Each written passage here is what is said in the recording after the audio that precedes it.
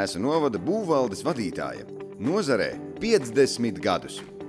Vija Gēme savu profesionālo darbību īstenojusi strādājot vadošos amatos un ir viena no pieredzējušākajām un kompetentākajām ar būvniecību saistītiem speciālistiem valsts struktūrās. Viņas vadībā tika izstrādāts pirmais būvniecības likums, pirmie vispārīgie un pārējie saistošie būvnoteikumi neatkarīgās Latvijas vēsturē. Tika izveidota valsts būvinspekcija. 2018. gadā par nopelniem Latvijas valsts labā Vija Gēme iecelta par 3 zvaigžņu ordeņa virsnieci. Kolēģi izceļ Vijas stratēģisko domāšanu un redzējumu perspektīvā, plānošanā, kā arī sava un arī citu darbu organizēšanā, drosmi lēmumu pieņemšanā un atbildības uzņemšanos, kā arī kompetenci, analītisko domāšanu un arī ētiskumu.